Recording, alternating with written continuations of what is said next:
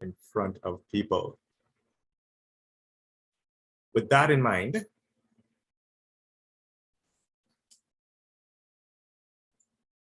being a part of a CV database, a large CV database, is always going to be quite advisable. Now, it's in my self-interest to say that because it just so happens that CaribbeanJobs.com has the largest CV database in the entire region with over 800,000 persons, and it's free for you to get your CV into that CV database. Get your CV seen. Make sure that the CV that you have in the database is updated. You have a constant ability to update your CV free of charge.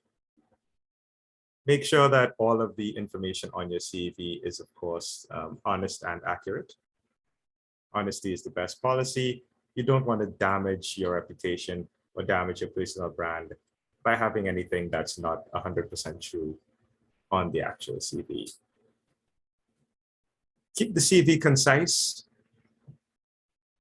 I've seen some persons who are around maybe practically babies to me. I'm 41 right now. They're just like 22, 23, and they want to have like a 4- and 5-page CV.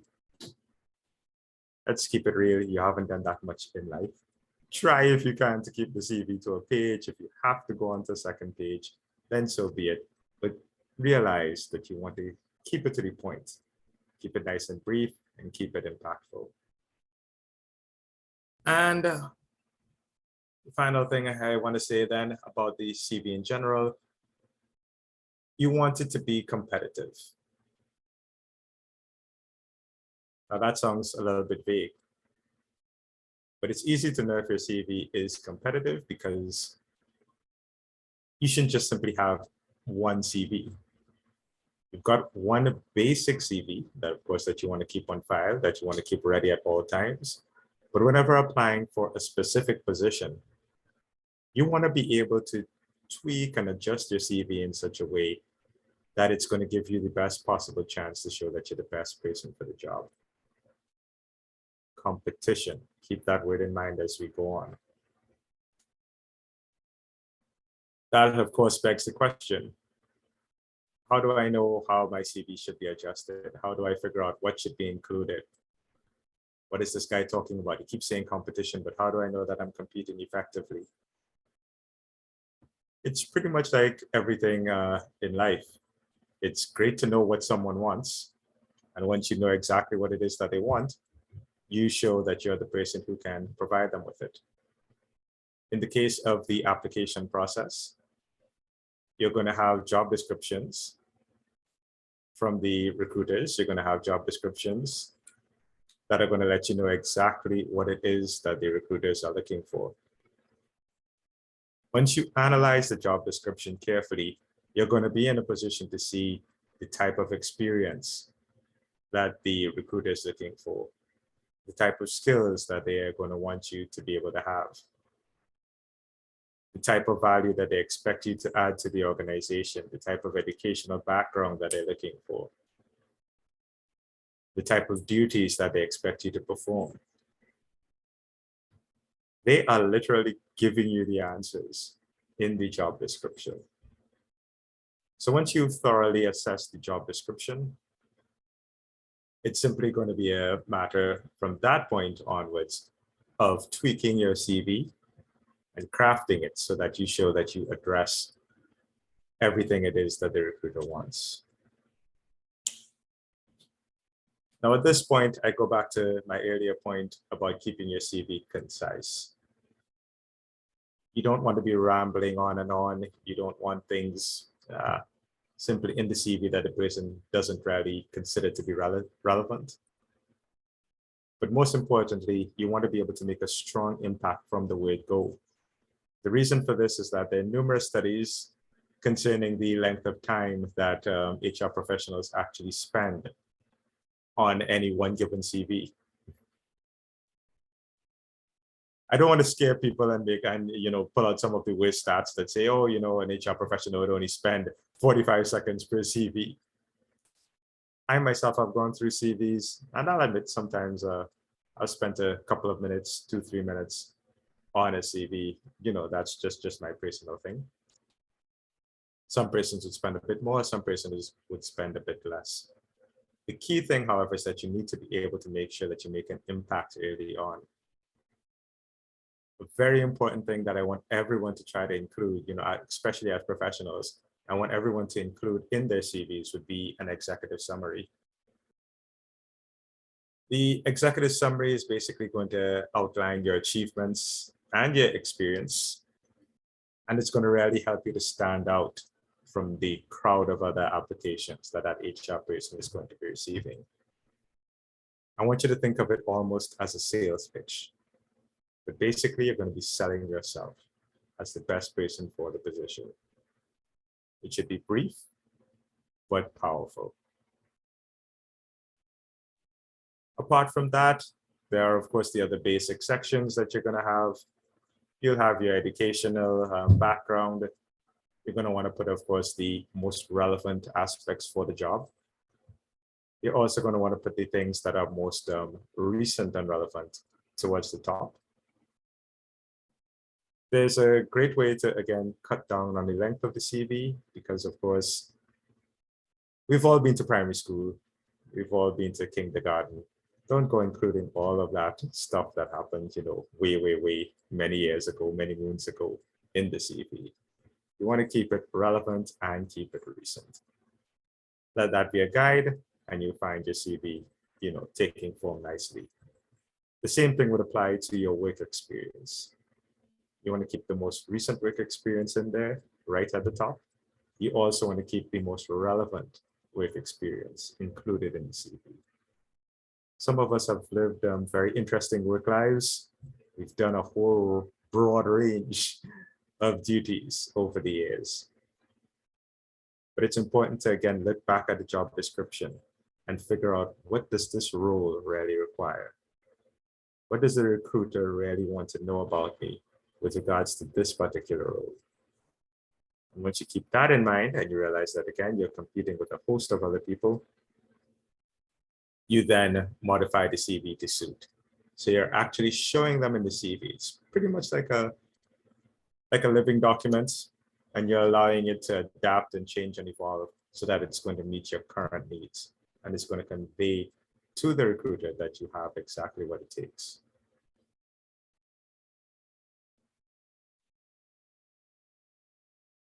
Now, at this point, I'm going to again mention competition.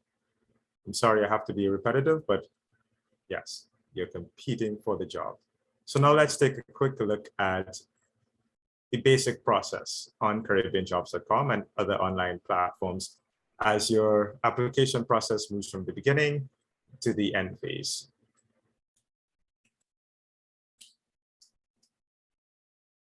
Once you see a job that you're interested in, you're going to be able to apply for it and submit your CV. In the case of CaribbeanJobs.com, it's just a click of a button in which you click apply, you upload your CV, and you answer any sort of questions, direct filter questions that the HR professional would have for you. This is a very important phase because it's the very start of the process and you want to start in the strongest manner possible. It's advisable to answer every one of the filter questions. Honesty is the best policy, naturally. You want to make sure that you're as accurate as possible. Once you've actually applied, click the application button, your updated and modified CV is sent through. It goes through to the organization that is actually doing the recruitment. Your CV will be heading towards them together, probably with hundreds of others. You're now part of a pool of applicants. The HR professional at this point has to begin to sift through the various applications, yours included. And they also want to, of course, make sure that they're focused on the right people, the people that can really be an asset to their organization, the people that can really take the organization forward. So at that point, they'll be doing things such as examining your answers to the filter questions. They'll be assigning a score to your application. And they're going to figure out whether or not you deserve to make it to the next phase of recruitment. So once they've gone through the initial barrage, so to speak, of applications, they then get down to the more serious people who are, let's say, worthy of genuine consideration. At this point in time, let's say that they would have gotten 100 CVs. They may be at the point where maybe they figure that about maybe, let's say, 40 or 50 of them are genuinely worthy of consideration. They then begin to get towards the shortlisting part of things. How do we pick, let's say, maybe the best 5 or the best 10 out of this decent, credible 40 or 50 applications? Once they've done that, they have their shortlist in place. In the case of CaribbeanJobs.com, they would have all of the contact details, of course, directly there.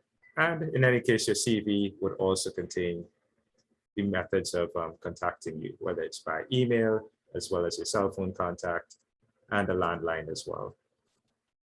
It should go without saying that these things should, of course, be on the CV, because what's the best CV in the world if nobody knows how to reach back out to you, right? So once the shortlisting takes place, the HR professionals are going to get in contact with you, and they're going to set up the interview stage of things. They're going to let you know exactly when and where you need to be present. They're going to also let you know what supporting documents, if any, that you're going to have to be able to provide. They would also then, of course, at that point, address the issue of any references or anything else that can more or less corroborate what you have on the CV. And yeah, at that point, you have that magical moment when you go from just being an applicant to actually walking into the office of an HR professional and settling in for the interview. Very important at this stage. Make sure that your actual interview lines up properly with the information on the CV, of course. You'd have told this person that you have a number of skills, a certain level of experience. You'd have told them that you have a certain level of hobbies, etc., etc. At this stage now, the person who's doing the interview is going to be really going in depth into the information that you have on the CV. Make sure that it's a match. Don't let there be a disconnect between who you said you were in the CV and who actually shows up. I'll give you an example. I'm a real people person. I'm an outgoing person. I'm a real go-getter, high energy kind of person. And you walk into the interview and you're droopy, low energy, not making proper eye contact, not really engaging. You're not really matching up with what's on your CV. You mentioned certain things in your CV. You know that wonderful hobby section or interests that persons tend to have in there? Person just makes a little bit of chit chat with you on your CV. You say that you love football, but you can't name 2 clubs. You're into boxing, you can't name 2 fighters. You're into gardening or whatever else people put in there. Person's into gardening too. You don't know a hibiscus from a rose, from an aloe plant. Doesn't seem that important at the time, but it goes towards honesty. It goes towards the actual vibe that the recruiter is going to have towards you. So it's important, therefore, to, of course, maintain that consistency. Build yourself up as a trustworthy type individual. Connect with the interviewer, at least at that level. Backtracking quickly to that section that I just referred to, the hobby section or the interest section. This is a potential gold mine that is often squandered and wasted. I like to sing. I like to dance. Nobody cares. I like to crochet. Nobody cares.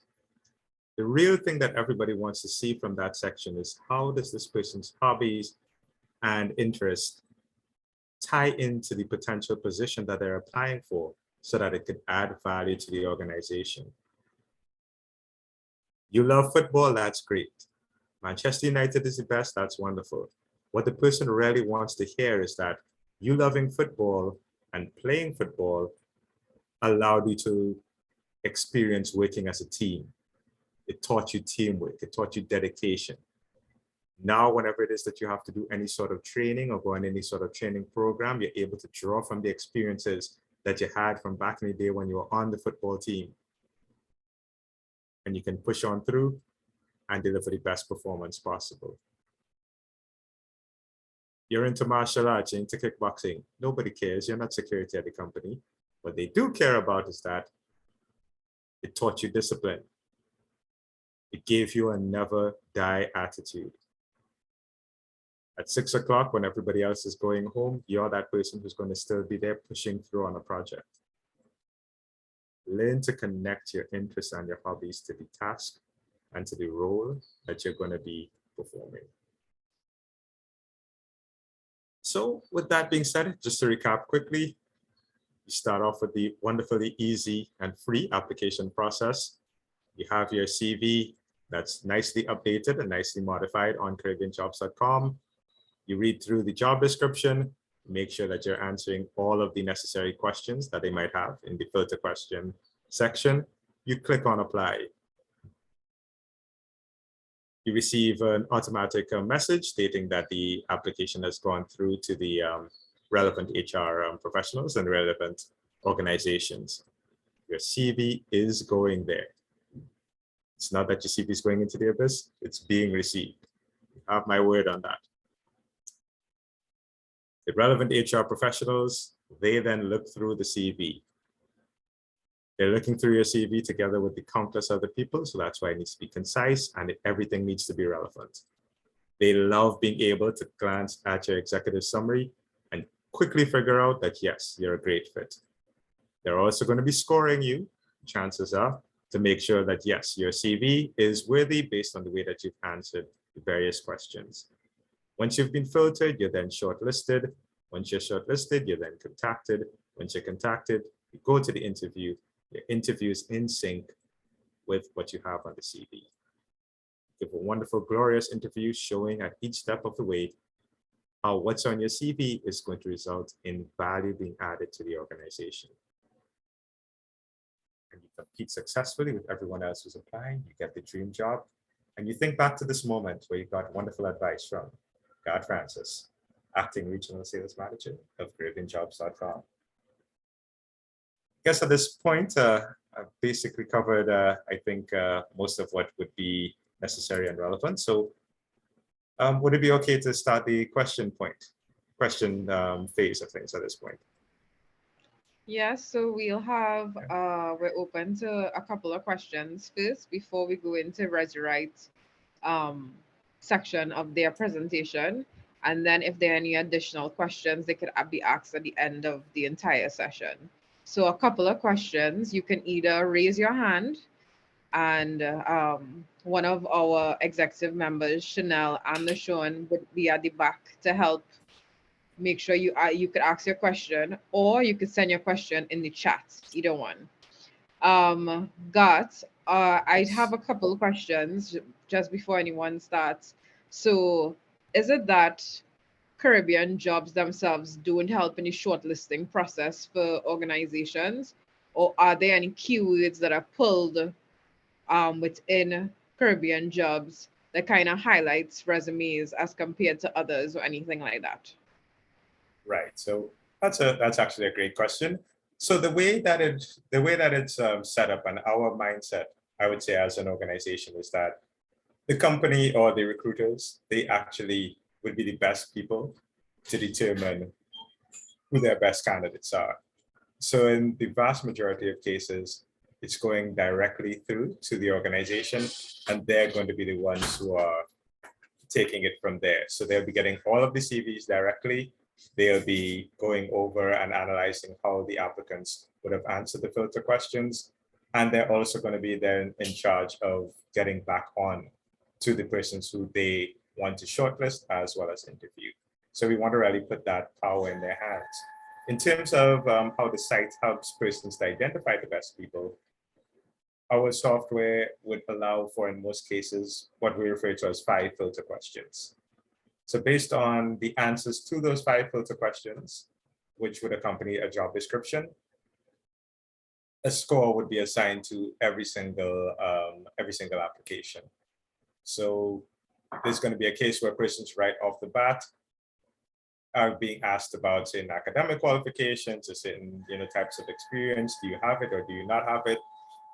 Answer it honestly, answer it accurately, but still just be aware of the fact that if you're getting ready to hit that apply button and you probably have answers no to all of the questions, your score is probably not going to be that high and you probably won't have that great a chance of moving forward in the process. On the flip side, providing inaccurate information, it doesn't really benefit you because yes, you may move on to the next stage, but upon further examination, it's going to be revealed that you don't necessarily have what the HR professionals are looking for, and you just be eliminated at a later stage. And of course, there's also going to be the chance that things are recorded now. So you as an individual that's being seen to be dishonest in the application process, it could actually hurt your future applications going out there. Okay. We have 2 additional questions. So one question is, what's the difference between a CV and a resume? And then Yes. I'll ask you the second question after. Oh, I like both questions up front, actually. And the second question is, does Caribbean Jobs use any applicant tracking system to pre-scan applicants? Okay. So I'll start with the second question. Could you actually repeat the second question? Because I think, yeah. So the second question asks, does Caribbean Job use any applicant tracking system to pre-scan applicants? Okay. So of course, the most that we rarely do, as mentioned before, would be allowing the filter questions to really be in there. So there's no way to really 100% vet people, with the thousands of the hundreds of thousands of people using the site and applying. And of course, every application is going to be different. Every application situation is going to be different. So what it really comes down to is using things on a case-by-case basis and making sure that for every single job that's advertised, we have the right filter questions in place so that persons on the recruiter end will have the ability to figure out who the best people are right off the bat and which CV should be focused on most closely. Yeah, and of course, in the case of the resume, the CV can be considered the long form of things. And the resume, of course, is the much shorter, more concise version. So the CV is going to have a lot more in it, a lot more information, a lot more detail. The resume definitely should not be going beyond 1 page. Okay. 2 more questions again. Yes. If someone does not have a lot of work experience, how can they use other types of experience to showcase their transferable skills? Example, extracurricular activities. That's one. So I'll let you answer that. And then the other one is a direct question. So that one first. Okay, I'll go with this one. I love that because it ties back into what I was saying earlier. Everything on your CV needs to be geared towards showing how you can add value to an organization. Now, sometimes in your work experience, you may only have, let's say, A, B, and C in terms of actual duties, so actual roles that you perform. But in your private and your personal life, you might be a member of a club.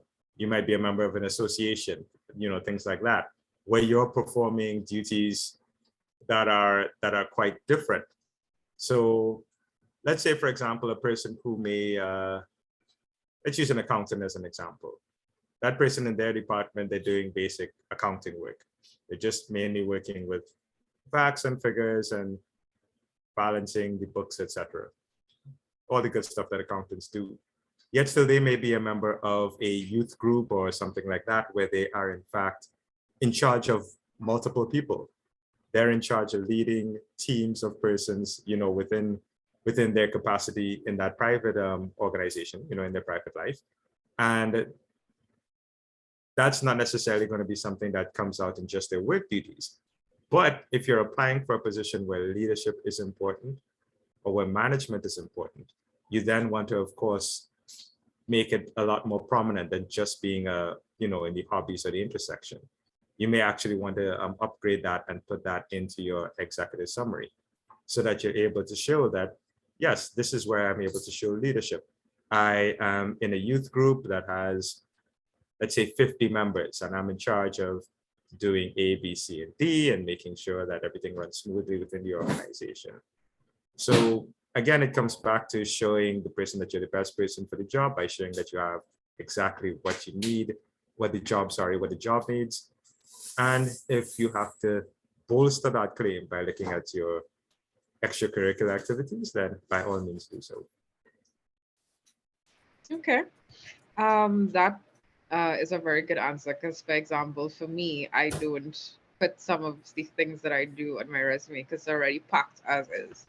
But I should put some of it in the executive summary, so I'll keep that in mind. Racy, allow me to just shake my head in disapproval at what you just said. And yes, you're forgiven because you're going to do better going forward. So Correct. yes.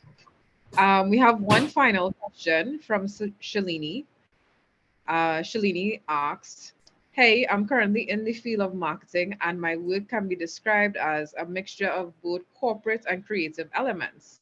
How do I show my creative side in my resume while keeping it simple? What are your thoughts on the use of color and the other simple design elements within your resume?" Right. It's a good question. She's in between the corporate side of things, but she also wants to show that she's got great flair and great taste and great style. So of course, since the person reading your CV doesn't actually know you in most cases, you're going to have to show certain things that you would have done in the past that show this creativity and show this flair. So you're going to have to therefore include something that would have shown your track record of having flair and creativity and include that within your executive summary. You may have achieved something in a project that required a lot of creativity and flair. You want to highlight that project briefly. That's, I think, one of the best ways to do that. Now, in terms of your design of the actual CVs, I'm never one to try to say, okay, this style is the best style or that style is, not so great, not so great. I try to focus more or less on the principles. It's got to be clear. Having a jumbled, disjointed type of CV, that doesn't really show creativity. What that really shows is disorder and chaos. On the other hand, having your CV outlined in a way that is clear, but yet still a little bit different, showing a little bit of that nice flair, it can work. Everybody's got theirs just going, let's say, from top to bottom going down. You've got a nice little section on the side, nicely blocked off. It's going to show that, yes, that you're thinking a little bit different and you're also trying to stand out. Even in terms of thinking about your CV being printed and being handed to a person. If your paper stands out a little bit, the nice high quality CV type paper that people refer to, and it's a slightly different color. Everybody else's own is kind of off-white. Yours is a nice cream or a nice beige. It could make a bit of a difference in terms of, someone who's looking for a creative. The font, of course, needs to be legible, needs to be easy to read, but some people, of course, in terms of their headings or things like that, they change up the font just a little bit again to show that extra flair, to make the CV pop just a little bit. Thank you, Gus. And this, I promise you, this is the final question before we move on. I could do this all night, so keep them coming. So this one is from Rachel. What about if the experience you have is not as formal as a club or group? How do you translate that within your resume? Okay, so it's not as formal as a club or a group.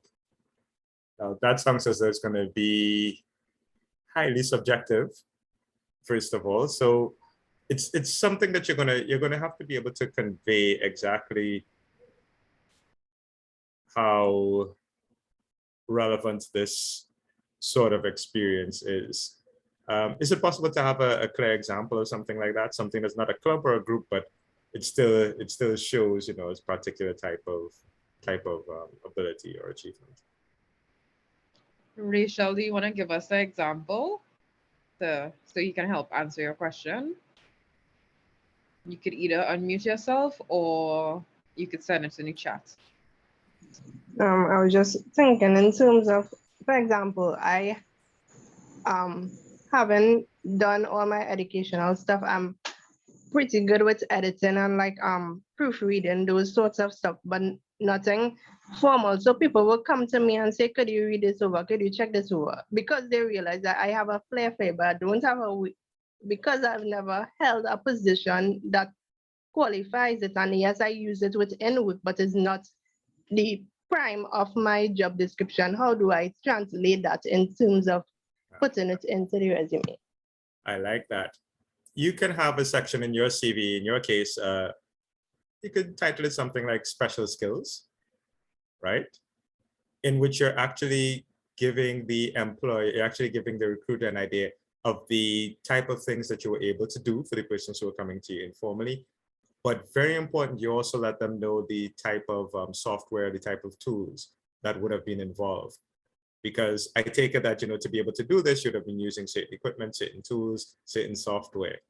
And at that point in time, a recruiter could have, the positive alarm bells ringing, like, oh, okay, I could see this person, in the organization, adding value by using those specific tools, but now they're using them, within the corporate setting. So just always dig a little deeper. Don't just look at it as something, it's just informal. If it's a particular program,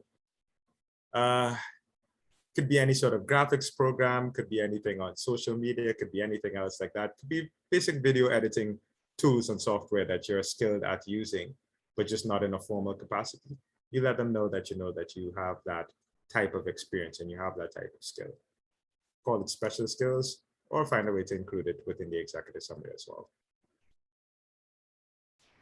Thank you very much, Kat.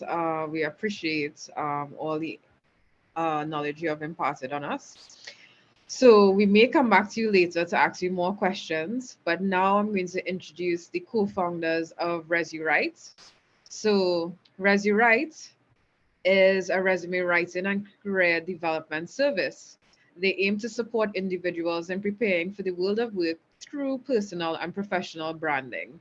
They ensure professionals have the necessary tools to increase their chances of landing a job. The co-founders are Cordelia Achil and Nisha Ramdas.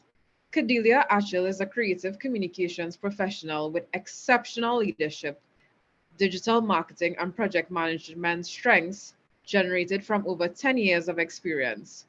She's a graduate from King's College London.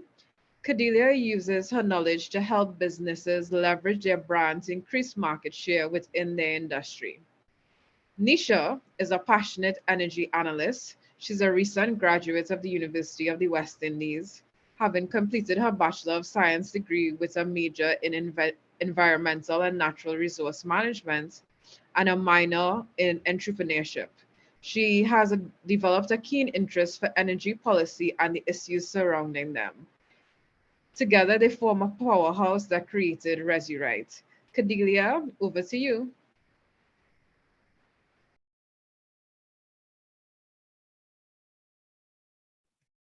Hi, everyone. I hope everyone is hearing me.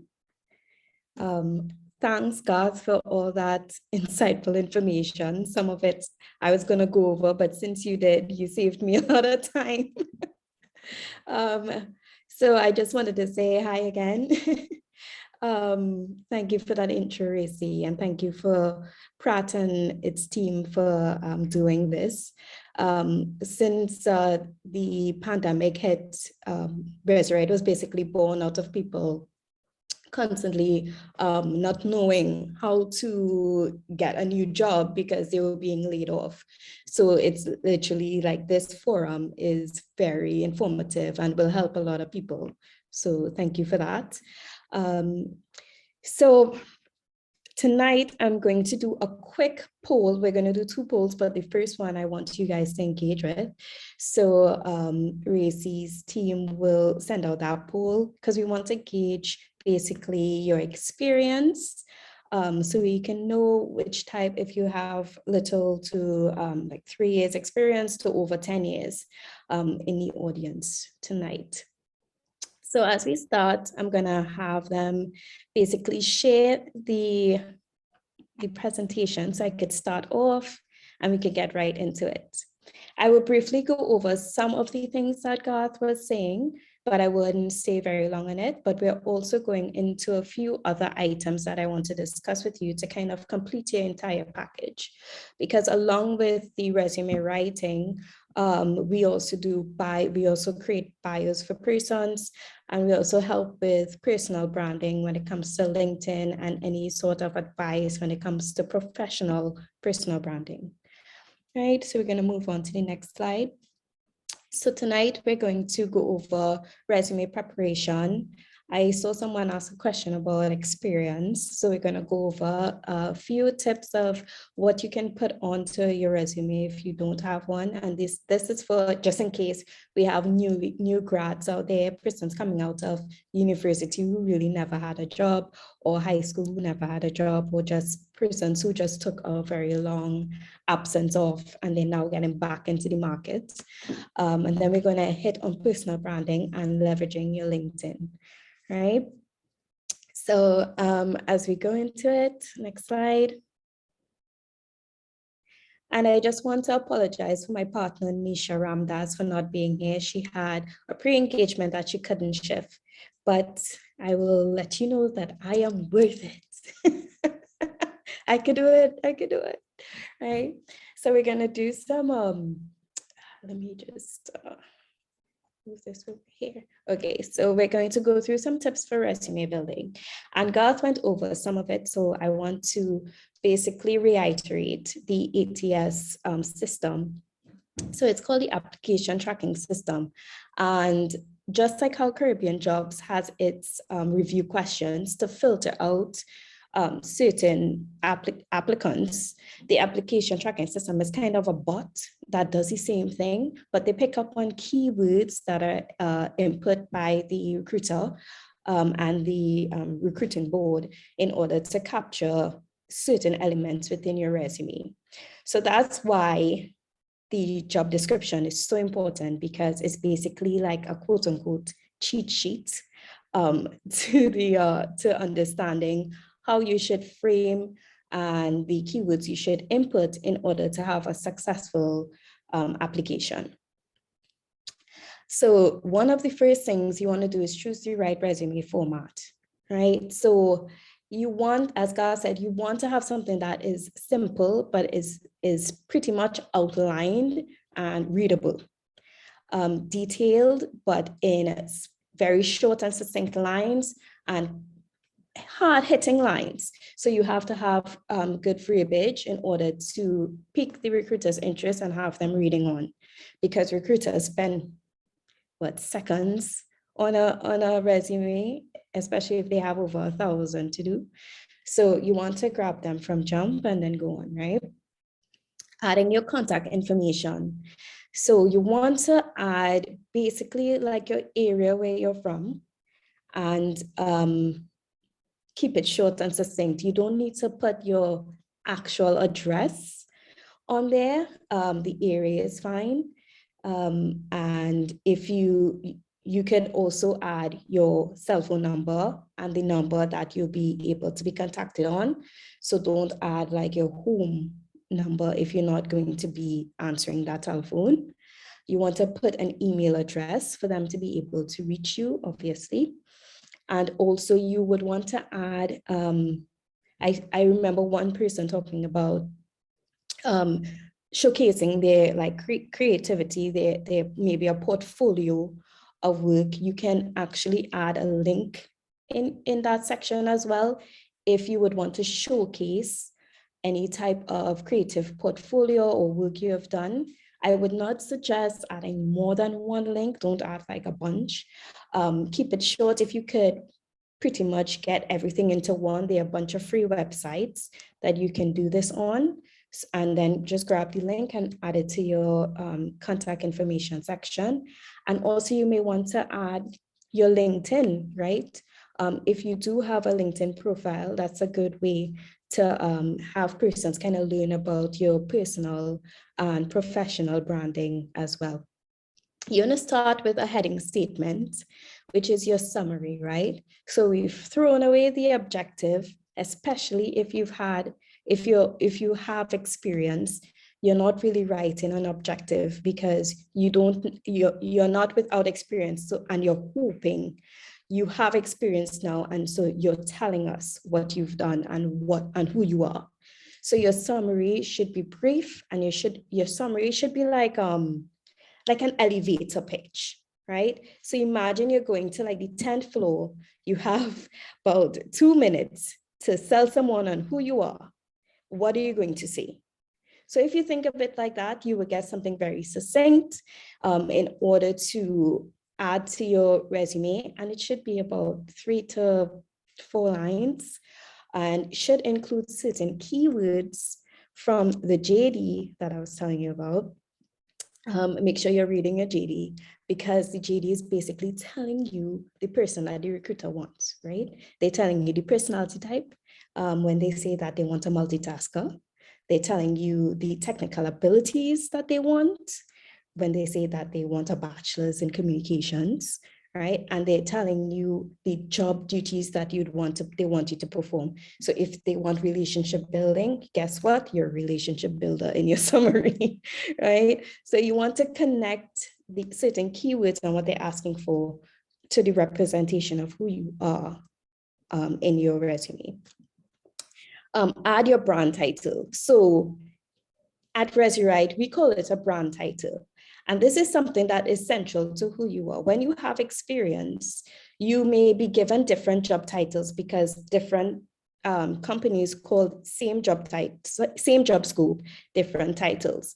But if you are central to who you are, if you're specific to who you are, you have a brand title. So just how I could say I'm a communications professional, because in any capacity, that's what I do.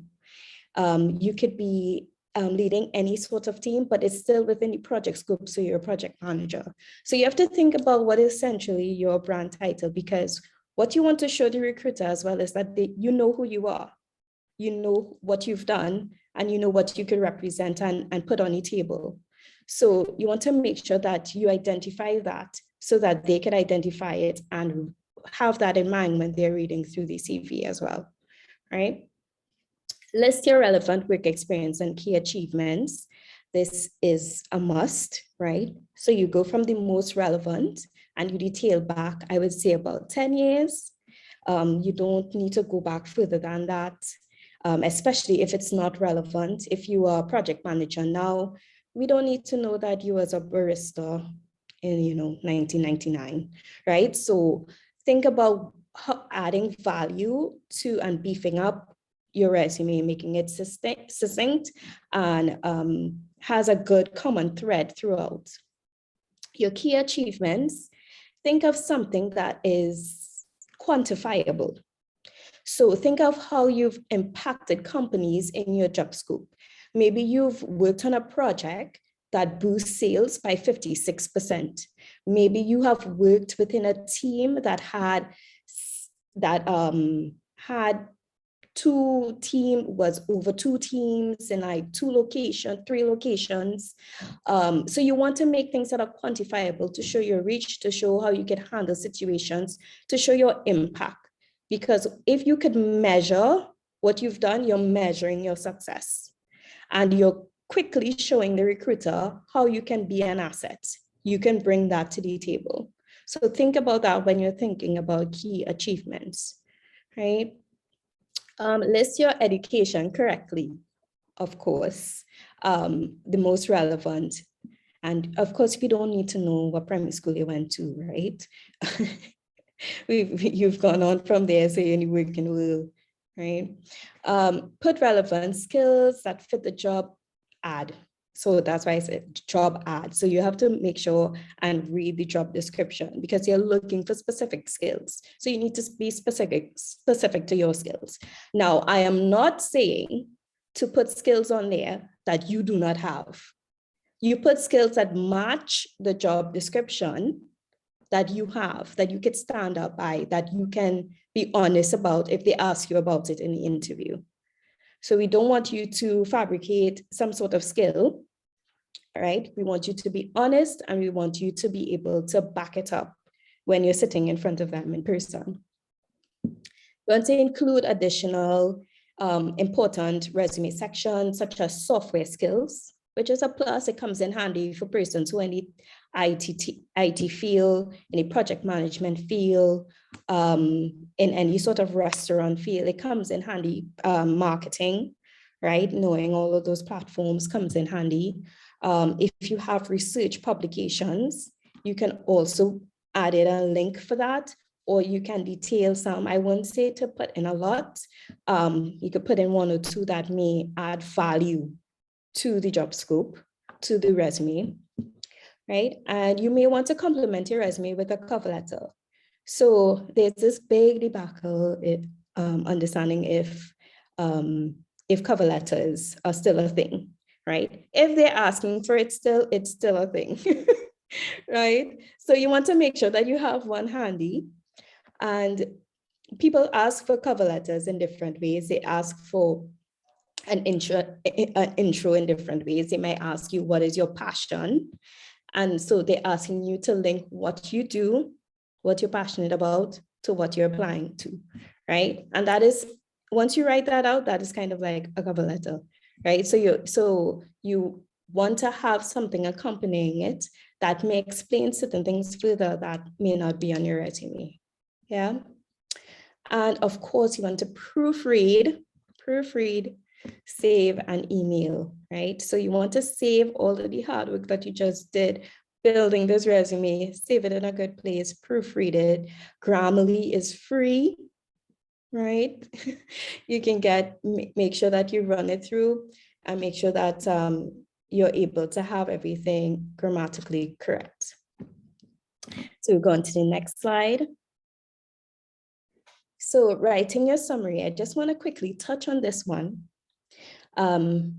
because the purpose of it is to make the hiring manager read on. It is very crucial. You want to make sure that the recruiter says, okay, this person is fitting the description that I want. Let me keep on reading their credentials. And you want to make sure that you mention the job title you're applying for. You want to list your skills and personality traits, and you want to include any of your goals and experience. Now, these are certain things that you want to include. You can do it in your own way, but at the back of your head, always make sure that it is succinct. 3 to 4 lines, nothing too much. You want to mention maybe that you have 10 plus years of experience, that what are your core skills that can contribute to the job scope. And you want to also mention that you collaborate well with teams, you're a relationship builder, you have leadership qualities. You want to make sure that you're putting in some personality traits to fit the position. And of course, the pro tip is using keywords from the job description. I can't stress this enough. The recruiter is literally telling you what they want, who they want to fit the role. So you have to look and see if your personality and if your credentials fit it and play off of those, because that's who they're looking for. So you have to fit that mold, right? So can I get what, let me see if I can see, can I see who from the poll? I don't know if I could see it, or can you tell me? Yeah, just a minute. I'm just gonna have to stop sharing. Oh, no problem. All right. I kind of want to see what crowd. So I'm gonna share results now. So just look on your screen. Okay, 0 to 3 years, 4 to 6, 10 plus, okay. All right, so the next section will kind of apply to those with little to 3 years experience. So you can get a little bit of feedback on that. And to go back to one of the questions that Garth had. So for us, our resume is up to 2 pages, and we try to keep a CV up to 4 pages, right? So even though you have 10 plus years, you don't want it to be cluttered, right? Some people just over explain, right? Because they want to get everything in. But again, go back to things that are achievable, like breaking it down into quantifiable measures, the impact within certain projects, the reach that you had internationally or locally, right? So once you zoom in with those criteria, you can kind of break it down a little bit, right? And again, you don't need to go back to when you were working in a bookstore. So cut down the years, go back about 10 years and keep it succinct, right? What that certification that you did in 1998 for Microsoft Office is not going to apply today. Let it go to a more updated one. So you have to make sure, and you're reading through your CV for things that are applicable. Yeah. So we can go on to the next slide. Thank you for sharing. Right, so how to perfect your resume. You may use more than one page, right? Once you have the information for it, right? Reference information is unnecessary. We say this because we like persons to reach out to you before they reach out to your reference. However, some positions, some recruiters ask for them upfront. If you want, obviously you can list them, right? But usually in interviews, they ask you for 2 references, right? Objective statement is obsolete. That's why we need a summary, right? Phone and email are the best contact information. Tense matters, right? Make sure that you're not putting present tense in something that happened 5 years ago. Verbs should stand on their own, right? So when you're writing certain sentences, make sure that you have like active verbs like you managed, you led, you coordinated, you compiled, so you lead with certain verbiage to show your action and your behavior, right? To completely say in somebody's mind, okay, she managed this, she led this, that she has these leadership skills, right? Or he, sorry. Verbs should stand on their own. Your GPA information is not really necessary. Once you graduated, you're good to go. Spell check isn't enough. So don't just use your spell check on your Word document. As I said, go into Grammarly, make sure that your wording is correct. Sometimes long sentences could be shortened and save you space on your resume, make things clearer, right? So these are just some quick common mistakes, right? Always use numerals when you have a mix of numbers below and above 10. Your resume isn't the place to discuss why you left a job. Neither is your cover letter. Don't do it, right? Neither is your interview. So if they ask you why, make sure you have a very neutral answer, right? Responsible for 80 members. This is where we were talking about the phrasing and using strong action verbs, right? So you could say I led a team of 80 members instead of responsible for. And some persons like to copy paste the job duty from the job description. Let's not do that. Actually put what you've done, because sometimes JDs don't reflect what you're doing in the role. So make sure that you reflect what you've done in the role. It could be even more than what the JD says.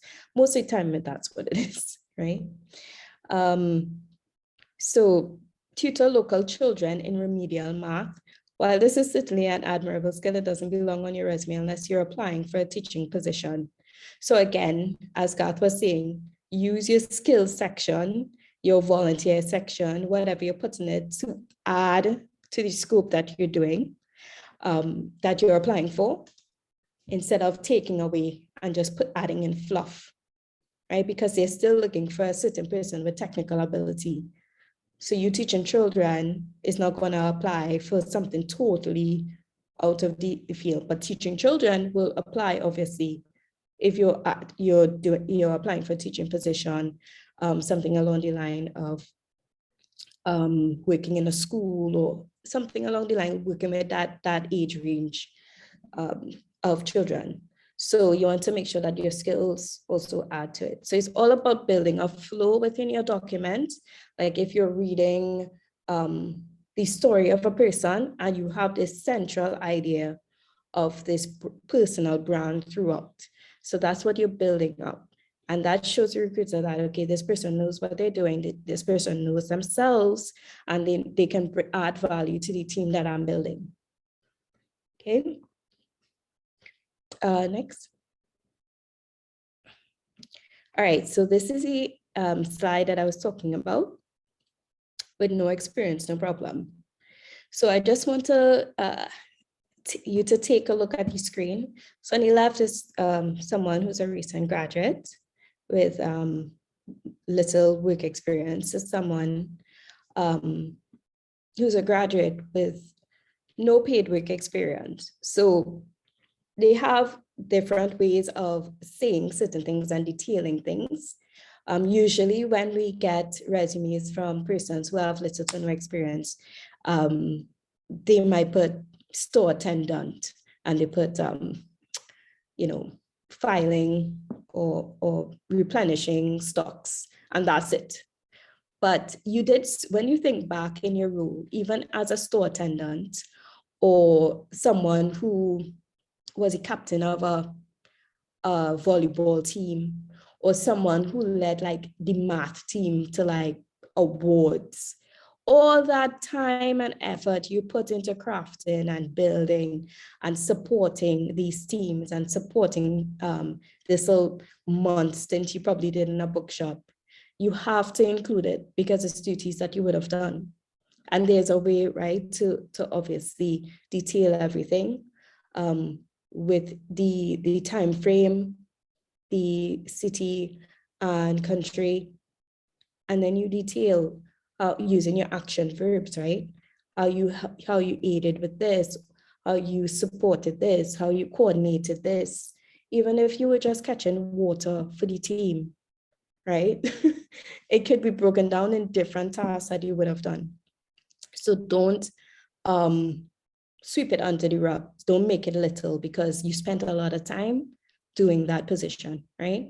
And this is the only time that you're better off writing a career objective. And I say this because your summary won't be as beefed up as somebody who has 10 plus years of experience, right? So your objective is your aim of what you would be aiming to. So if somebody is coming out of graduate school and they're looking for an internship or an administrative position, they are writing what they intend to bring to the table, their objective, because they are looking outwards, right? So that's the only time that you would write what you aim to do or aim to build yourself as in your brief objective. But other than that, if you have more than a year or so experience, we expect a summary, right? So you're gonna go on to the next page. So we're taking a quick break here of the resume and stuff. I hope you're dropping your questions as we go along. And we have one more poll to do, and I would like to drop it in so that we can do what we want to find out is obviously what sort of platforms, social media platforms that you frequent and you post on, because I cannot talk about personal branding without talking about social media, right? So these are some popular platforms that persons usually frequent and persons post on regularly. And I kind of want to know where you frequent a lot. What is that app that you're always opening every 10 seconds to check? right? So as that goes on, we can start off with the slide. Could do there in your poll. I noticed you didn't have Twitter listed. I know some persons in this I know have on Twitter as well. you can drop if you use Twitter in the chat, right? So drop if you use Twitter in the chat. I sacrificed it for TikTok because I know people, I didn't know the crowd. So I was kind of planning for Gen Z as well, right?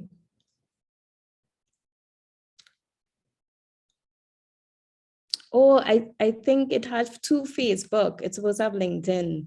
Sorry, guys. So you just put LinkedIn in the chat as well. So if you're on LinkedIn and Twitter, just add it to the chat. And I can see as well. Right? So let's talk about personal branding. We're talking about this because we know that your resume is about building that self on paper, but social media and online branding has just become so big in the last decade that we can't ignore it.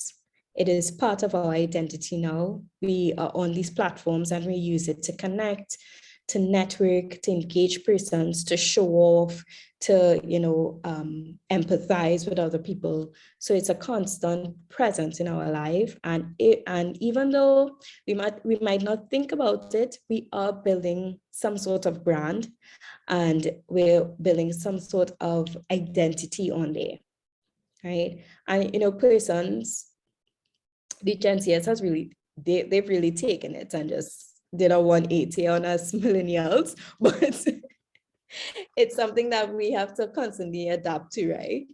Because in the 90s, you would never think, God, I'm selling off my age now. In the 90s, you wouldn't think that we would have had all this to deal with, but here we are, right?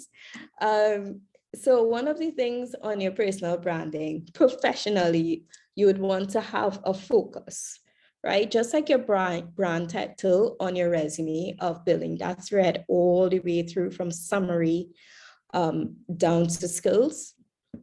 You want to have a focus and you want to build yourself as something central to who you are and what you do, right? So on my professional networks, I reshare things about communications. I talk about different things within communications. I talk about different experience I have with people in communications and media. So it's something that I constantly say all the time and regurgitate because it's just something that interests me and that builds, and that's a community which I exist in. And that focus allows me to kind of support my identity. So if I send out a application and someone tries to find me on LinkedIn, they can see, okay, this person is true to their word, right? So you want to always have a clear focus and be able to, I'm not saying you can't joke on it and stuff, but time and place and know which platforms is for which, right? You want to be genuine. As Garth would have said, you want to be honest. Lying really hurts your character and hurts your brand, right? So you want to make sure that you are very honest about what you bring to the table, who you are, what you can contribute, what you can, within your community, what you want to achieve as well. You want to be genuine about that. And so once you present that genuine self, people will flock to you and you will build your network like that, right?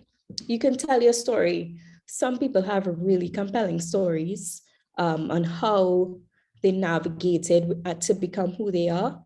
And I love reading people's stories and reading their triumphs and reading the setbacks and everything because I learn from other people's experiences. And so telling your story is a really good way of people flocking to you because you're opening up and you're connecting with them on a certain level, right? And then sometimes you post something and then you have 50 more followers. It's because those 50 people connected with that one post that you would have posted. And that's just how social media works right now, right? Be consistent. Oh, some people will post, once in a while, then they go on for 2 years, then they post again. If you want to have a presence on online media, you have to be consistent. You have to be engaging and in a community, because you can't. It's like walking in a room with people who are chatting, who are connecting, and you just sitting down in the corner. That is not going to work. That is not going to open up opportunities for you. That is not going to help recruiters find you. That is not going to help persons engage with you. So you have to be able to connect with the community that you want to connect in, be able to be present, and to be able to listen and obviously give feedback as well. So you have to be consistent with that, right? Another big one is like, be ready to fail, right? Personal branding is about your life and your story. You're going to win some things, you're going to fail at some things, right? But the common thread here is to be genuine and be honest. And it's up to you if you want to share it or not. But there are things that may sidetrack you, or you might post something and persons react to it differently that you may not like. But you have to make sure that you be true to who you are and to react in a positive way, right? Because the second one, you want to create a positive impact. You want to make sure that you're good, and you want to make sure that your outlook is still positive at the end of the day, right? Another thing, follow successful examples. As I said, follow people who are very true to your brand. I stalk LaShawn, right? You could stalk her too. All right, so she's a positive example in my life, and I look at her posts and everything to kind of give me examples of what I could be looking at. Live your brand, right? Whatever you're saying online, you live it in person. Let other people tell your story. That is a way of, I could sit here and I could talk about my experience with LaShawn and how she guided me and how she's been such a mentor to me. So that's just one of the things that I could do to tell LaShawn story, right? And obviously to leave a legacy. That's the goal, right? So next, and I just wanted to feature really quickly some LinkedIn facts. If you don't have a LinkedIn, and there's this person who don't really use social media at all, but LinkedIn is a really good platform to build your personal brand on. And these are just some quick facts that I pulled from from a breakdown of their website. And it's really a place where you can network and connect with people. People could find you and approach you about jobs, internships.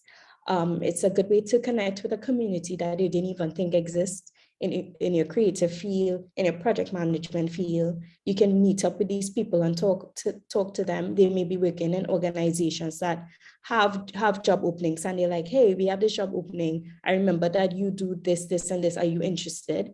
So it's a good way to network, to build up that brand that you are basically building on your resume and CV, and connect with persons and be able to put a brand out there that people will flock to, hopefully including recruiters, right? Including persons to pique their interest and to say, okay, I want this person on my team. I think this person is a good fit for the organization, along those lines. So as you said, 75% of hiring managers review a candidate's LinkedIn profile, right? If you are on LinkedIn, they will check you out, right? Applying for jobs, sometimes you see persons on your profile looking. They're there to see if you're living what you're putting on paper, right? 80% of positions are filled through a referral. 43% of recruiters report social professional networks as a top source of quality hires. So they're looking for your social brand, right? And 94% of recruiters use LinkedIn to research candidates. And so it's a quick way for persons to build your brand and have it out there. And it's a professional network. So you sure to have quality recruiters on there who are looking to find the right person for the company that they're trying to fill, the positions they're trying to fill. So I don't want to take up more of your time. I know I spoke a lot. I hope you received everything that I said, and I will hand it back over to Racy to see if there are any questions, you can find us on Facebook, Instagram, Twitter, LinkedIn, and you could scan here if you want to quickly connect with us. Okay, thank you. Presentation. I learned a lot. I feel personally attacked by the being consistent point, where you were talking about, don't post it and come back 2 years later. Specifically for me, I know that would be my first question. As everybody else, you can type questions in the chat if you want, or you can raise your hand and ask a question. I know for me personally, being consistent is a challenge because I have a very busy work life, and trying to find time to be consistent on social media in a professional sense is very difficult because I simply just don't have the time. Because if I post something, I may not have time to go back and respond to everybody. And then when they respond to what I said, and respond to them again. So I know for me, that's a challenge. So that's one. I also have a friend who wanted to know, as relates to the executive summary, is it supposed to be written in first person or third person, or does it not matter? We'll move away from the first person, right? Of saying I this and I that, or me or my. So we move away from the first person and mostly write it in third, and make sure that you're using, again, actionable verbs, making sure you're using keywords from the JD, bringing those personality traits and skills that they're asking for. Make sure that they're putting it in there, or any key accomplishments that you want to insert there. And of course, if you have like 10 plus years of experience, you definitely want to say that. But move away from the I am just say aspiring manager or aspiring this. You don't need to say I am a, yeah. Okay. I have another question. You spoke about being honest in your CV, and if they ask, let's say you were let go from your previous job, let's say it's a situation where it was a terrible ending in your previous job, but you get through in the interview process, and they want specifically one of your references to be a past manager that you may have had a contentious issue with. How would you suggest somebody handles a situation like that? So the first thing you want to do is obviously think about the person and the character that you want to display.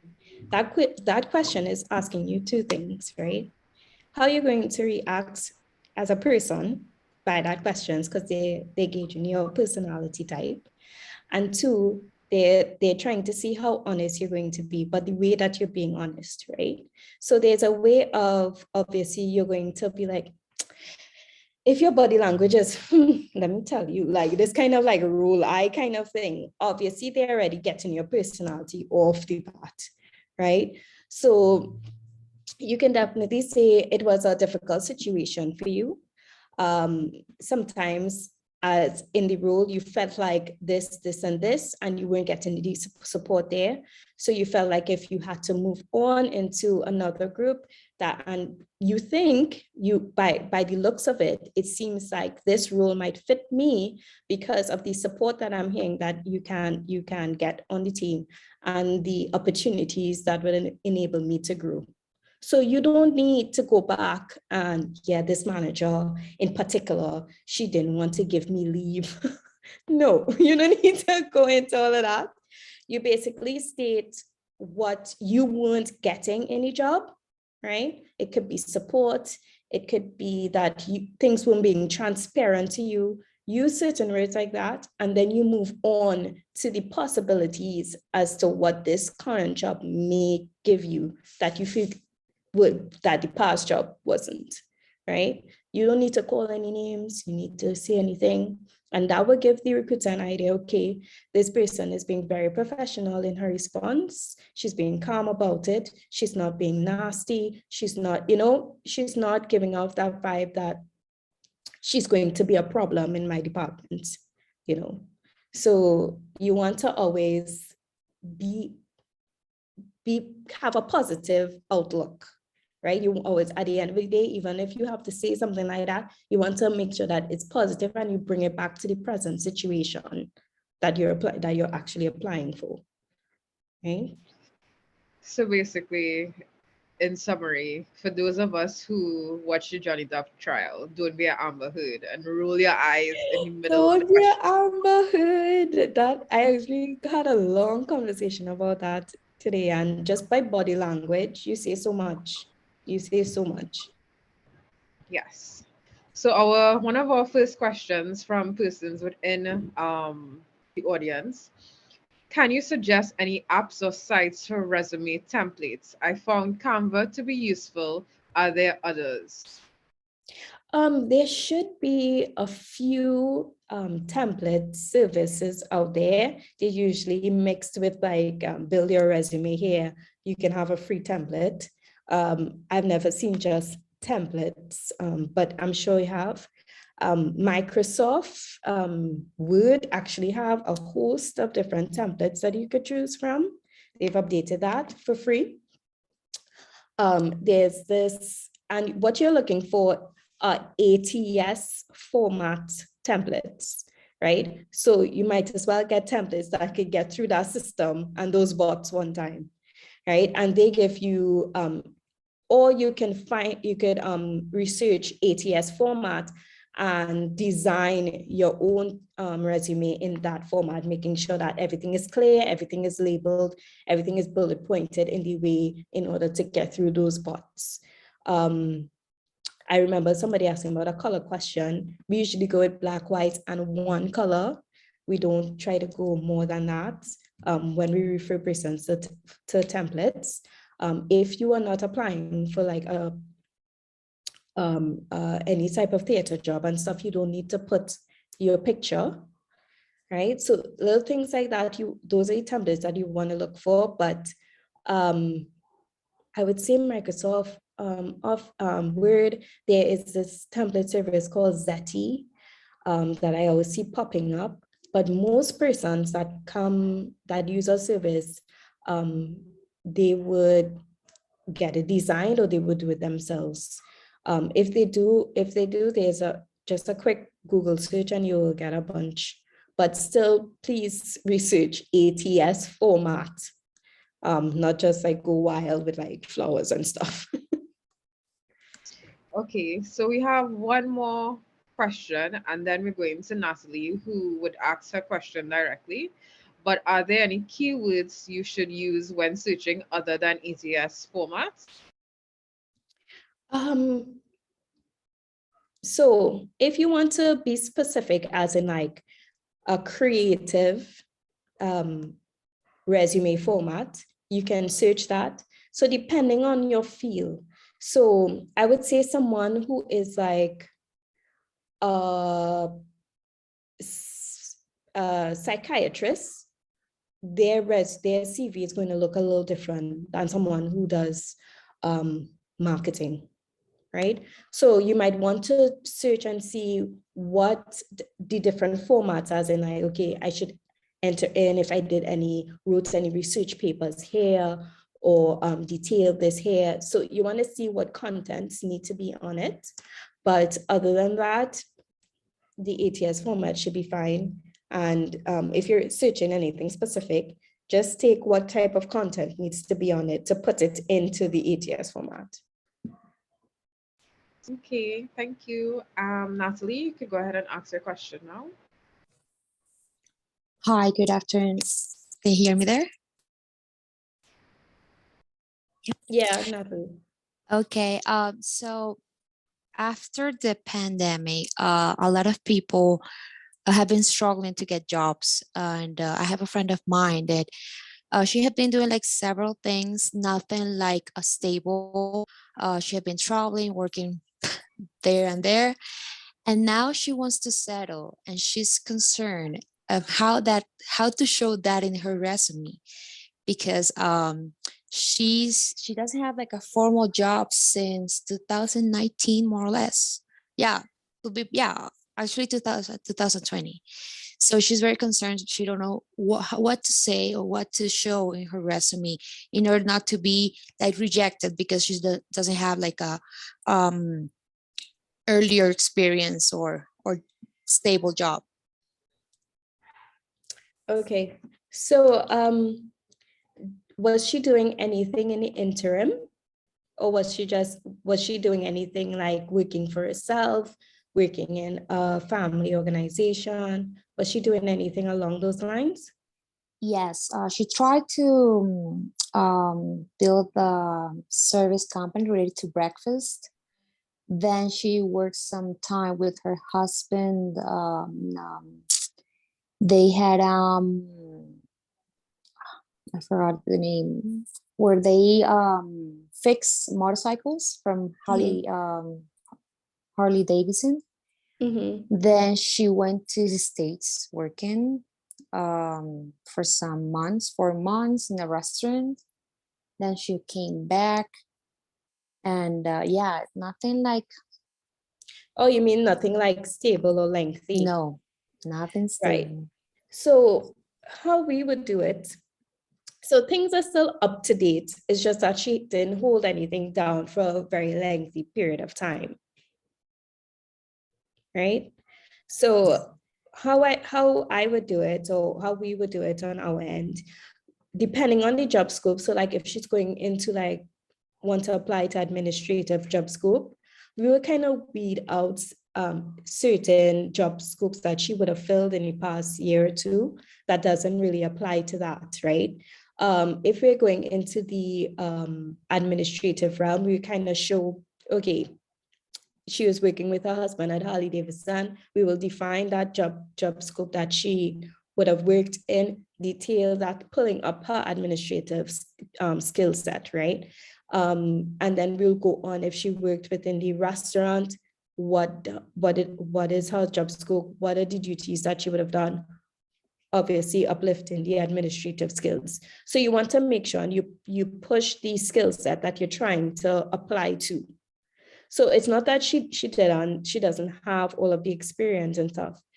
The point is that she was consistent in her work and she was consistent in the job in her administrative skills. So even though she worked in different companies and doing different in different fields, she was still doing she was still practicing her administrative skill set, which she could still bring to the table at another job.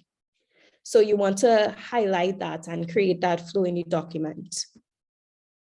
Hope that makes sense.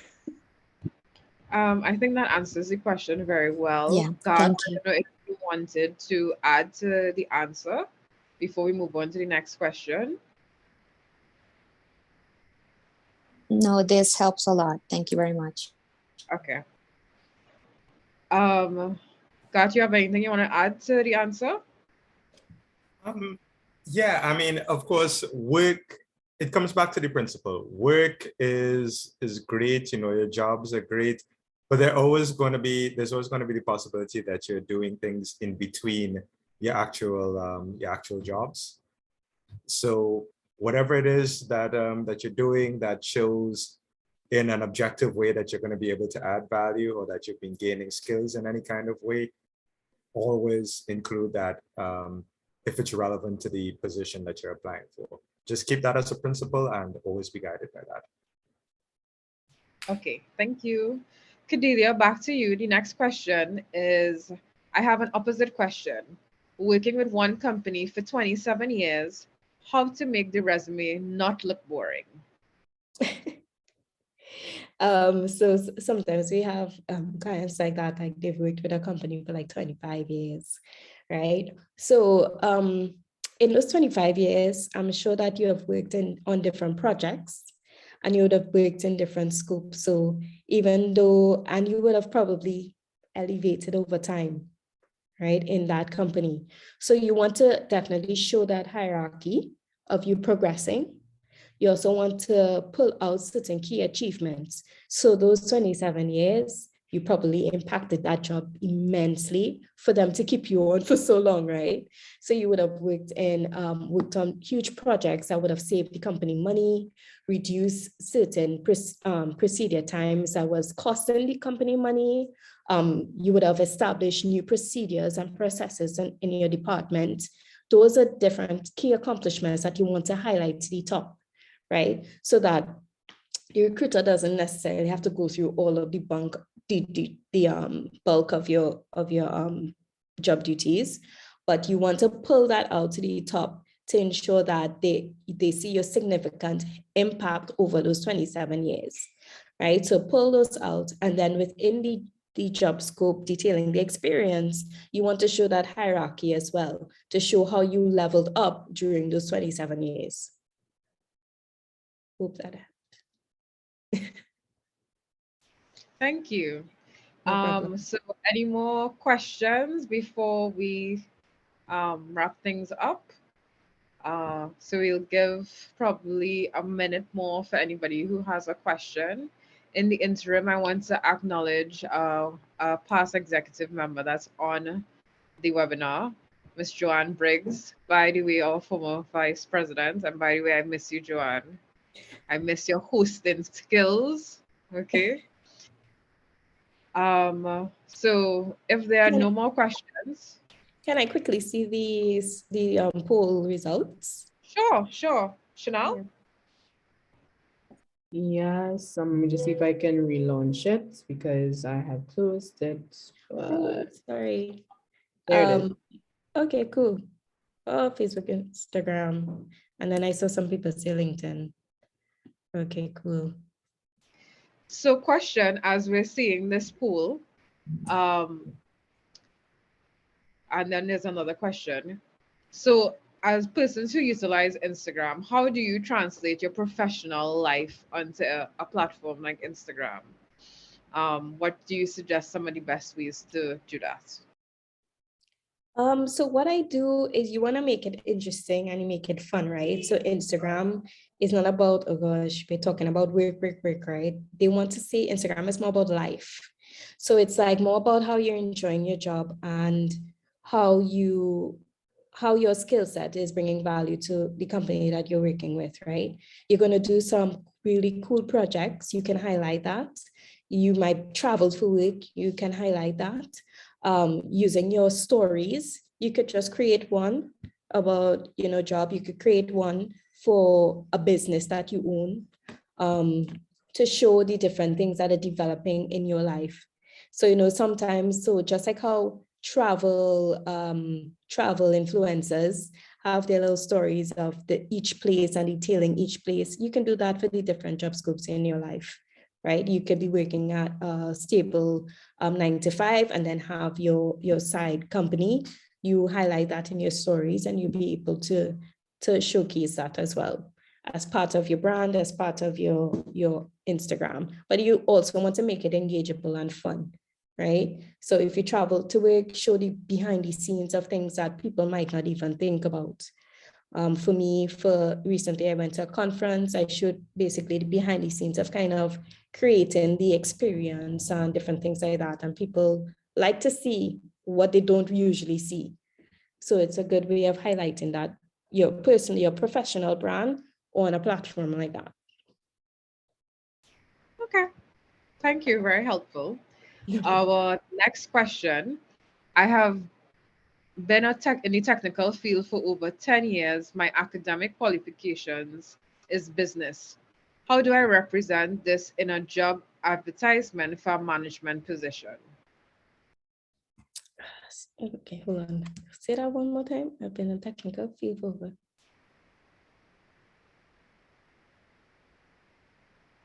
My academic qualifications is business. How do I represent this in a job advertisement for a management position?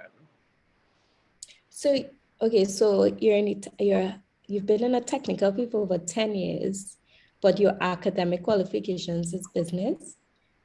Okay, so for the management position, right, you have to pull out, obviously, one, the technical skills that they're asking for, right? But you also need to pull out your managerial skills because it's a management position. So over the last 10 years, you've probably been in projects or teams, or you've probably elevated to a managerial position in that field. And you want to definitely showcase that, because then what you want to show is transferable skills from one scope to the next. And those transferable skills usually come along the lines of leadership skills, right? Being able to collaborate, being able to project manage, right? So those transferable skills play huge importance in moving from one scope to the next. At the end of the day, you do need all of the technical skills that they're asking for, right? But if you have that managerial experience and they could teach you the technical, you may still add value there, right? I hope that helped. I keep saying that. I'm sure it does. So this is a specific question to you. It's from Natalie, and she says, "Cad, have you ever seen her Instagram and LinkedIn? What was your impression, and what do you think she could improve?" Let me just preface this by saying that Natalie is actually my current job's country manager in Colombia, and she joined on, right? She's in Colombia right now in Bogota. She's asking me about her. So Natalie, just briefly, your Instagram is very about Natalie, but nothing really about your profession. So if you want to add some business aspects to it, you need to showcase that a little bit more. Your LinkedIn, I feel like you can definitely interact more, right? Don't be like Racy and drop off the earth for like a year and a half. You should be engaging with your community a little bit more. Even though persons go on and they read articles, they don't like, they don't share, they don't comment. And that extra step would help like shape your community a little bit better every day. Yeah. No Thank problem. you. Anybody have any more questions? If so, type it in the chat. If not, we'll wrap up now. So just making sure. So overall, I want to thank our presenters. I want to say a special thank you to, hold on, let me just make sure. Okay, so I want to say a special thank you to Mr. Gart Francis, who imparted us with a lot of useful knowledge.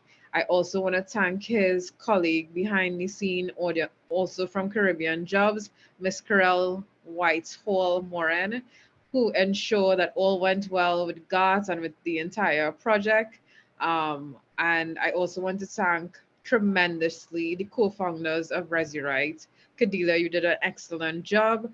And I also want to thank Nisha, even though she couldn't be here. I'm sure she contributed towards the presentation as well. Overall, I want to thank all the participants, including Natalie, right, coming out of Trinidad and joining us. I want to thank you all for attending.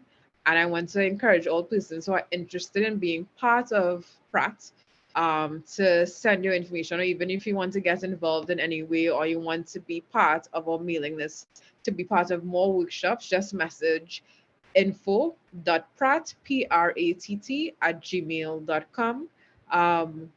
And we also encourage you as much as possible to get involved. We have 50th anniversary celebrations coming up this year, as well as many other things we have in store for you.